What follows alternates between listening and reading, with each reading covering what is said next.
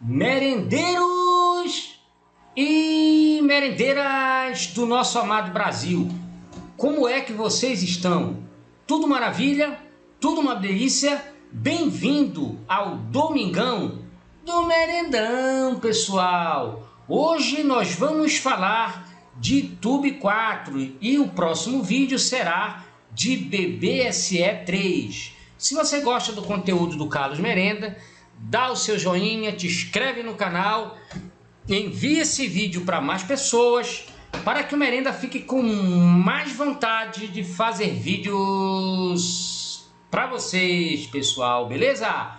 Olha o Merenda de página nova, é o Investidor 10, tá? Eu comecei a fuçar esse site hoje, porque o meu amigo Charles, lá da Bahia, fala Charles, como é que você tá? Tudo maravilha, tudo uma delícia. Ele falou assim: Merenda, por que tu não dá uma olhadinha no Investidor 10? Tem uns dados lá interessantes. O Merenda resolveu fazer a pesquisa. É por isso que eu digo para vocês, pessoal, a gente tem que estar aberto a sugestões, senão a gente não evolui. E tá aí, eu achei muito interessante, apesar de eu ver essa página no canal do Ativo Virtual, mas eu nunca me interessei, na verdade eu não sabia nem que era do Investidor 10, né? Eu olhava rapidamente, né? Olhava mais a parte dos dados, né? Da variação, preço, PL, né? E agora tá aqui o Itaú a pedido, né? Do RM, lá do grupo de venda coberta. Olha que maravilha! Nós estamos aqui, tá? Mostrando para vocês que ele é um banco que está um pouquinho salgado, né? Teoricamente ele está salgado, 1.3 de PVP, possui um DY fabuloso de 7,49, né? Isso porque descontou o preço, né? O preço estava aqui no topo, né? Aqui, bem aqui, ó, 35,46 e agora se encontra na região de 31,55. É o DY, ele sobe, né, pessoal? Temos aqui, pessoal, né, os dados aqui fundamentalistas, né? E olha que coisa interessante, um ROI de 17,41.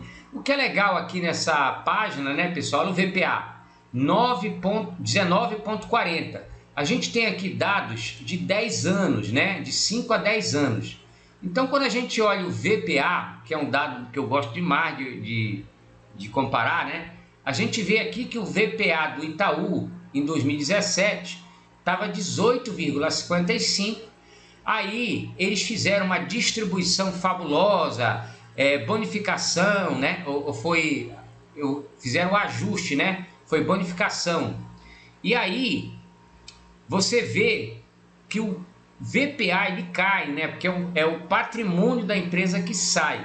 E quando ele chegou aqui na região, né, em 2018, de 12,84, a gente vê que nos anos posteriores ele veio ganhando gordura, né? Passou para 15,06, 16,03, 17,13, 19,40, que é do ano de 2023. Então vocês podem ver que um banco que aumenta seu valor patrimonial porque ele está ganhando valor de verdade, né? Então é um banco que tem estabilidade no seu ROI. Olha que coisa interessante, pessoal. Olha aqui, ó, 19,13, tá? Foi o maior valor nesse estudo de 2017 a 2023, tá? E atualmente se encontra em 17,41. Então ele tem estabilidade no seu ROI, né? E aqui a gente está vendo, por exemplo, o histórico de dividendos. É um banco pagador de dividendo, né? Tem um histórico saboroso. Olha aqui, pessoal. Recentemente pagou um dividendo de 1,12. Foi isso que deu aquele plus no preço, né? O preço ultrapassou R$30 e foi lá no 35 rapidamente, né? E agora está descansando nos 31, tá certo? Então a gente vive degustando JCP, né? Tanto eu quanto a senhora Merenda, nós possuímos em carteira, tá? Há bastante tempo, né? A senhora Merenda começou em 2019, eu comecei em 2020, né? Lá na época do Covid, né? Então meu preço médio é menor que da senhora Merenda. Aqui, quando a gente vê o payout, né, do dividendo, a gente sabe que 2021, 2022 foram anos, né, até 2023 foram anos que o dividendo do Itaú foi muito pequeno, né? Foi algo muito questionado, o banco ficou muito travado nesse período histórico, né? E aí ele solta a mola, né? Aumenta seu payout, né, para 76,73%, ou seja, ele distribui uma quantidade robusta de dividendos, dando aquele dividendo fabuloso que nós vimos e gostamos, tá certo? Tem comparação aqui de dados no Investidor 10, tá? Com outros ativos, né? O DY, né? Como eu falei para vocês, em termos de banco, né? De bancão, o BBAS sai na frente, né? Em segundo lugar, né, vem o BBDC3, tá? Mas eu quero dizer para vocês que esse DY, em que comparação eu me refiro?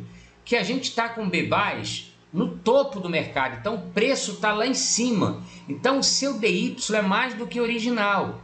Você tem um DY com papel praticamente no topo, né? É maravilhoso. Itaú está quase no topo, 7,49. Então é eficiência. Se o Itaú cai para 25, vocês vão ver o DY do Itaú lá em cima. Então eu gosto de comparar um DY quando o ativo está bastante caro, está lá no topo, né? Está indo lá para cima. Caro é relativo, né? Mas está lá em cima, lá no topo, e o bicho está pagando lá 7, 8, é muita coisa para o preço que o ativo se encontra, tá? A gente tem a Itaúsa, né? Mas a Itaúsa é uma hold, então ela só tem ela tem uma parcela do Itaú, é claro, uma parcela relevante, mas aí não é igual ter 100% um banco, né? E aí desses bancos todos que nós estamos vendo aqui, Sambi 11, BBDC3 aqui com 8,39, isso aqui não conta, né, pessoal? Não conta porque o BBDC3 está lá embaixo, né? Então não conta, tá? Então os bancos mais poderosos que estão em teto de preço, né? É Itube e BBAS. Então são dois bancos que têm ROI consistente, né? Lucro cada ano que passa maior. Outro estudo que eu quero mostrar para vocês aqui, muito interessante, é em relação à comparação do Ibov com alguns índices, tá? Então eu vou alertar vocês, ficarem atentos a esse discurso aí, o CDI bate a bolsa, não sei o que, mas bate o índice, e detalhe, isso depende da janela de tempo. Merenda, o que tu quer dizer com a janela de tempo? Isso aqui, ó. Quando a gente compara o Ibov, Itaú e CDI com um período de 2 anos, o que é que a gente observa, pessoal? Que do mês 4 de 22 ao mês 4 de 24, quem foi o vitorioso? Foi as ações do Itaú, ó. Ficaram acima, perderam para o CDI aqui, ó, depois passaram. No final do prazo de 1 ano, quem ganhou? Foi o Itaú, 35,29%. Então, só para vocês entenderem a estatística, né? Depende da janela de tempo. Por que você quer comparar com a década de 80, de 90, se muitos de vocês ainda não eram nem nascidos? Assim, a minha sugestão é que vocês comparem com dados a partir do momento que vocês comecem a investir ou estudar o mercado. Não adianta ficar comparando com o passado, que vocês não vivem passado. Quem vive de passado é museu. Vocês têm que viver da realidade. Por que muita gente gosta de comparar o CDI com Ibov, no período muito grande? Porque houve um período que eu até brinco, né, com o Gustavo Franco, né, o nosso BC da época, né, professor Gustavo Franco, que ele elevou a taxa Selic para mais de 40% ao ano, para conter a fuga de capitais que teve com a crise de da Ásia em 1997. Então, com esse fenômeno, o que aconteceu?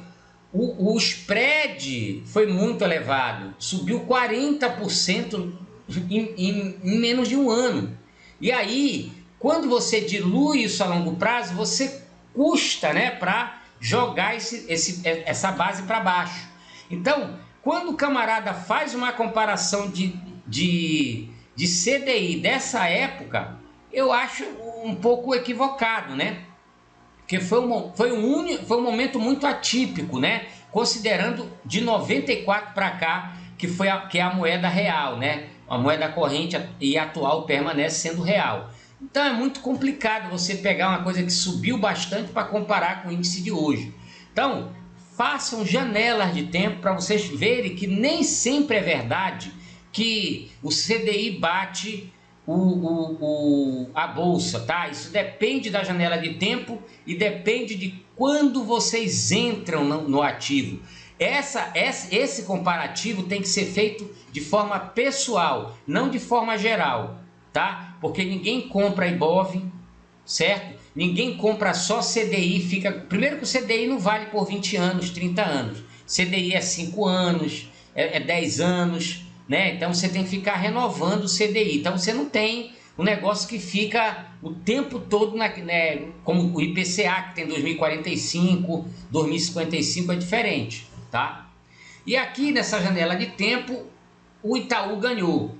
Na janela de tempo de 5 anos, o Itaú está empatado com o CDI, está perdendo para o Ibov. Tá vendo como é fácil comparar com o Ibov, o CDI, ó?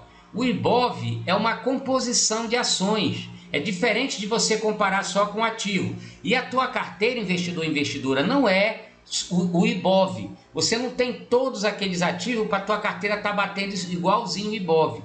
Tá? Então por isso que também é outra comparação que eu acho um pouco frágil, tá? Comparar um índice Ibov com CDI, tá? Mas tudo bem, se compara, tá tudo tranquilo. Os especialistas que entendem do assunto. Quando você compara numa janela de 10 anos, o CDI perde feio para o Itaú. Olha aqui, pessoal, tá? Então, se você investiu R$1.000, como está falando aqui, ó, R$1.000 no Itaú em abril de 2014, tá? Em abril de 2014, você teria 5.575, né? Então, em termos de rendimento, seriam 457%, o Ibov 140% e o CDI ganhando do Ibov em 141 por 1%. Então, eu acredito que os dados dessa plataforma estão corretos, né? Então, vocês já estão vendo como não dá para ficar com essa paranoia de sempre, se depende da janela de tempo. É mais uma prova e um questionamento que eu faço com o pessoal que faz essas comparações. E muitas das vezes a gente não quer raciocinar em cima do que estão falando para a gente. Então vem aqui no Investidor 10, né? Não tenho vínculo nenhum com essa plataforma, não sou assinante, estou usando de graça, tá? E de fato o Itaú rendeu muito mais que o CDI, tá vendo? Tá vendo? Ó, quem produz o CDI, tá ganhando mais, tá? Quem produz? Os bancos, tá vendo? Então tem que saber ser inteligente, pessoal. Parar com essas coisas de comparação genérica. Sejam específicos. O que é que vocês querem investir? Ah, eu quero investir no setor bancário, no setor de celulose, no setor de commodity, porque tem uma perspectiva vencedora para frente. Então você tem que pensar e colocar no papel que você quer investir. Sim, deve consultar um especialista? Claro que sim, tá? Mas tire suas conclusões, tá? E veja se faz sentido o que ele está te falando. Beleza? É um banco, então, que entrou na Bolsa, né, em 2002, ó. 2012, foi fundado em 1946. Olha aqui as receitas líquidas do Itaú. É uma receita crescente. Ela lateralizou aqui, né? Diminuiu entre 2016 e 2018. Volta a ficar pujante em 2019. 2020 cai um pouquinho, né? Pandemia. 2021, ó, segue subindo, ó, em 22, 23, 24, período aqui difícil, né? Olha aí o Itaú faturando. Então, uma empresa resiliente. Tem essa curva aqui de lucro versus cotação. Muito interessante também, pessoal. Olha que legal. O lucro líquido atualmente, né, olhando por uma janela de tempo aqui de 2009 a 2023, né? a gente vê que o lucro líquido está acima da cotação. Então é por isso que os papéis normalmente eles trabalham alguns de empresas lucrativas e que o mercado tem uma expectativa positiva. Normalmente esses ativos trabalham acima do seu VPA. E tá aqui, né, pessoal? Só perdeu aqui, só foi ruim, ó, em 18, né? O lucro líquido. Por que isso aqui ultrapassou a cotação? Porque houve uma distribuição de dividendo muito forte nos anos de 2018 e 2019, né? Então isso vai descontando o preço, o dinheiro do banco, né, que está alocado. Então aí tivemos o Covid, né? O lucro caiu, né? A cotação caiu junto, né? Quando a cotação começou a subir, o lucro subiu muito mais rápido. Olha só que coisa interessante. Então esse período aqui de 2020 a 2022 foi um período excelente para quem teve essa visão de longo prazo, né? De ter investido no Itaú, né? Nesse período entre 2020 e 2022, foi muito interessante. E o cara que é position, ele já podia estar começando a realizar os seus lucros, ó. Aqui a correção, ó. Não é interessante, pessoal? Então vamos estudar, né, pessoal? Vamos estudar. Olha aqui, receita líquida sempre crescendo. Olha que delícia. Olha que maravilha. Então esse é o Itaú, né, pessoal? Agora vamos olhar os preços através dos gráficos. Olha que maravilha. Vamos começar pelo mensal. Tendência de alta, alta infinita, né? Assim que o pessoal costuma falar. Olha só, pessoal, que coisa legal a gente traçar as retas do Itaú. Olha só, olha aqui. Olha que coisa linda. Olha que coisa mais linda, mais cheia de graça. É o Itaú que fica só na mamata, fazendo merenda e o Dante merendar. O meu amigo Dante, lá do grupo de venda coberta. Como é que você tá, meu amigo? Tudo maravilha? Tudo uma delícia? Olha só o papel que o meu amigo Dante gosta de fazer operação estruturada. Ele tá errado? Claro que não. Escolheu o papel que tem lucros consistentes, que tem uma probabilidade menor de tomar uma batistaca, né? Olha só. Então a gente vê que as tendências são todas maravilha, maravilha, né? No mensal. Então deixa eu tirar essa reta aqui para não confundir, para não ficar muita coisa, tá? Vamos agora ao semanal, pessoal. Olha só. Semanal, o Merenda está fazendo esse desenho aqui que parece estranho para algumas pessoas, né? Normal. Mas é estudo meu, tá, pessoal? Cada um tem a sua forma de estudar, análise gráfica, fundamento. Merenda marca ponto, preço, topo e fundo, né? E aqui ele vê que os fundos não foram repetidos, né? De 2000... Aqui, ó. Aqui, ó, os fundos não foram repetidos. Isso aqui é muito interessante, tá? Por quê? A gente vê aí aquele bate com os fundamentos, né? Aqui ele tem uma batida legal com os fundamentos. Você vê que a desistência do ativo, tá? Ela só empatou aqui, ó, praticamente, né? Quase que empatou aqui, tá? Isso aqui foi em 2021, né? Dezembro de 21. Mas o papel fez o seu zigue-zague, né? Tá aqui a linha média de preço que o Merenda traça, que são a média 3 aqui que eu uso, tá? Topo, mediana e fundo, tá? Média de preço, topo de preço, fundo de preço. Acabou. Só isso que o Merenda usa, mais nada. O Merenda não inventa roda, tá? E cada um estuda do seu jeito, tá? Que serve, que você consegue ganhar dinheiro, isso que importa. Você tá ganhando dinheiro só com fundamento, bacana. Tá ganhando dinheiro com análise gráfica, amém. Parabéns. Tá ganhando dinheiro com algum indicador, com algum setup? Parabéns, meu amigo. É isso. Cada um tem a sua técnica. Agora, uma coisa que serve para mim pode não servir para outras pessoas. Eu e o Antônio, que é um amigo lá que fez mentoria, né? A gente conversa muito sobre isso, tá? Eu prefiro as coisas mais simples, né?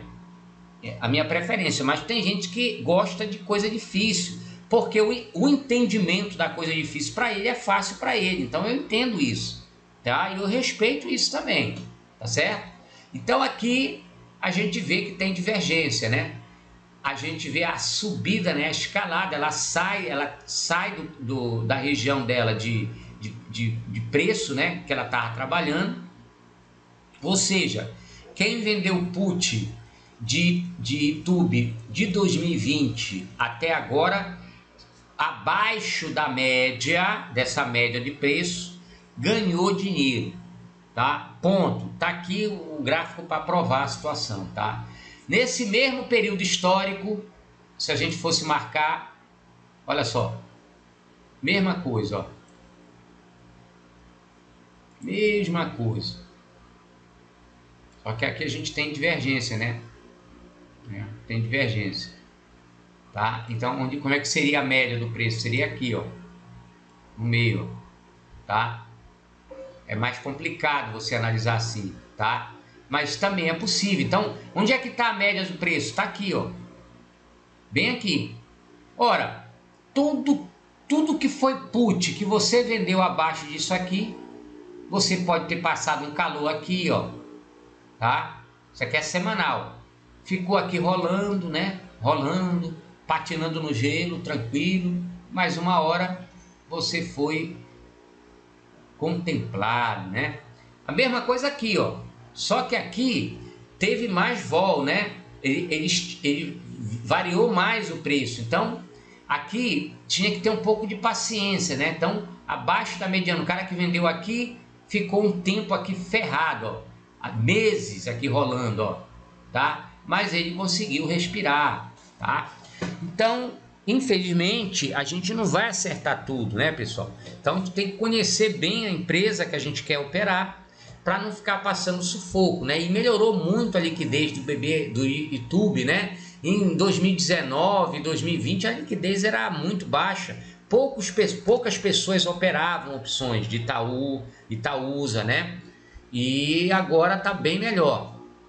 Então os fundos não estão sendo repetidos, né? Os topos aqui, ó, oscilação de topo, tá vendo, pessoal? Olha aqui, tá? Oscilação de topo, mas dentro de um canal, ó, tá? Dentro de um canal. E a gente vê aqui que ele rompeu essa linha aqui, tá? Ele rompeu, veio para cima, já rasgou, já voltou um pouquinho para dentro, ó, subiu, voltou de novo para dentro, mas também não está repetindo fundos anteriores. Então, para mim, o fundo é muito importante, né? Fundo que eu falo, aqui pode não ser fundo, eu marquei aqui porque é a referência que a gente tem. Isso aí só vai ser fundo de verdade se o papel desse ponto para frente ele começar a subir. Aí sim vai ser fundo. O único que foi fundo anterior até agora foi esse aqui, ó, tá? Esse aqui sim, esse bem aqui, ó, que foi feito em que data, pessoal? Vamos ver aqui. Foi feito em 29, cadê? 22 do 1, tá? 22 do 1 de 2024. Nessa semana, porque isso aqui é semanal, esse fundo aqui já foi confirmado porque o papel ultrapassou, ó. Aí ele bateu aqui. Qual é o fundo da semana passada? Tá? O fundo temporário, né? Deixa eu ver o valor aqui. Ó, a mínima é 31,36, tá? Então, em tese, até sexta-feira, o menor preço, tá? Considerado fundo, entre aspas, é esse aí. Se na segunda ele continuar afundando, ele deixou de ser fundo. O fundo vai ter outra, né? Vai descer. Aí pode perder esse fundo aqui, pode parar aqui, subir, tudo pode acontecer no mercado, ninguém sabe. Só que o Itaú vem mostrando resiliência em resultado e a gente está vendo uma tendência altista, né? Ora, pessoal, o que me chama a atenção? Que a gente pode estudar os preços entre R$ 36,57 e R$ 39,90 para montar operações de call, mas isso quando volta o papel está descendo, o papel aqui, ó, tá, né, tá baixo, né, ele abaixou em relação a essa altura, então ele está mais próximo desse alvo aqui possível na região de 29,79 e 30,0530, R$ Então, esta região aqui seria interessante começar um risco, tipo, eu posso montar uma aerocondo aqui, tá? Eu vender puts abaixo de R$ 30 e travando no 28,74, por exemplo, né? Eu posso de repente estudar uma venda de call, tá? Em 35,90 e travar no 36,90, 38, entendeu? 37. Posso fazer com uma diferença, né, de R$1,5, R$2 no máximo, tá? No máximo. E para baixo também, tá? Para baixo também. Travar ali no 29,50, né? No 30, entre o 30 e o 28,74, por exemplo, tá? Então seria um risco interessante, tá? Para a gente estudar. Nesse canal não tem recomendação de compra nem de venda. Dito isso, pessoal, vamos então olhar as opções. As opções, olha só. Opções de YouTube 4. YouTube 4 nós temos aqui call, tá? Para o mês de maio. Pessoal, eu vou procurar fazer esses vídeos mais curtos, tá? Tá muito longo, já tá com 26 minutos, tá? Tá muito longe. Olha aqui, o pessoal já está aqui, ó, trabalhando o dividendo sintético, tá? 37,77, 3 centavos aqui, ó. YouTube B391. Esse tipo de ativo também favorece operações que você vende call e vende put, tá? No mesmo strike. Exemplo, 31,53. Então, 31,53 seria esse aqui, ó. YouTube E329. Uma venda de call na região de 91 centavos, né, como call, e venda de put na região de 31,52, né, pegando um prêmio de 67 centavos, né, torcendo para o papel cair, tá certo? Então, seria mais ou menos esse operacional, onde você tem uma proteção com a soma dos prêmios, tá? Somando os prêmios, você vai ter um teto, né? Um stop, tá? Em relação à soma dos prêmios. Merenda, eu quero stopar no 0 a 0. Como seria o meu stop? Se eu vendi put e peguei um prêmio de 67 centavos, tá? 0,67. E vendi call, tá? Do 31,52, né? É esse strike, 31,52. E peguei 1,55. Então, em tese, mais R$1,55, eu vendi call, vendi put no mesmo strike e recebi, opa, fiz errado. É 1,55 mais 67 centavos de prêmio, tá? Então eu tenho uma barreira de proteção de R$ 2,22, ou seja, se o ativo ultrapassar o 35,53 mais 31,53, eu terei um teto de 33,75. Então, se o ativo for até 33,75, tá? Eu tenho que sair fora, tá certo? Seria o meu stop, porque eu teria, né, o prêmio, tá? O prêmio para zerar a posição de call, tá? Se eu não tiver coberto. Então, a gente tem que ter muito cuidado com essa operação, tá?